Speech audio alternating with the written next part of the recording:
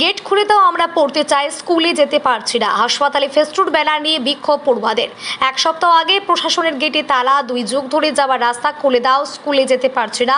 Festoon নিয়ে প্রতিবাদ school পড়ুয়া অভিভাবক। উত্তর 24 পরগনার বসিরহাট মহকুমার বসিরহাট পৌরসভার 5 নম্বর ওয়ার্ডের নৈহাটি মাছের পাড়া এলাকার ঘটনা।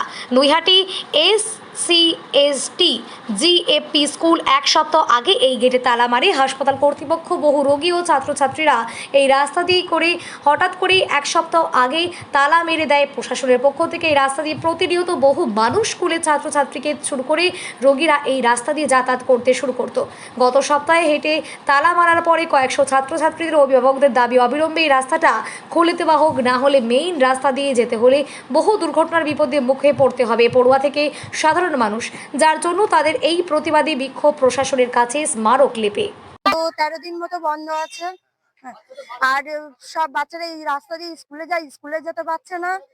তার জন্য তো সব সাধারণ মানুষ তো এই রাস্তা দিয়ে আমাদের যাতায়াত, কারণ বর্ষায় ওই রাস্তাগুলো বন্ধ থাকে, সবাই এই রাস্তা দিয়ে যাতায়াত করি আমরা।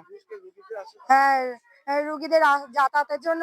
হ্যাঁ, পাড়ায় কেউ অসুস্থ হলে ওই রাস্তা ঘুরে ঘুরে ঘুরে ঘুরে পেশেন্ট নিয়ে যেতে যেতে তার অবস্থা খারাপ।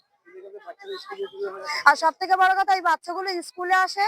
হ্যাঁ, দুটো স্কুলে আসে, স্কুলে আসতে পারছে না। তার বাবা মারা আমাদেরকে বলছে যে আমাদের বাচ্চারা শিক্ষার জন্য আসে, সেই শিক্ষাটা যদি না পায় তাহলে কিসের জন্য এই রাস্তাটা বন্ধ। আমরা চাইছি এই গেটটা যাতে মানে শীঘ্রই খোলা হোক। আমার নাম অনিকা সরকার।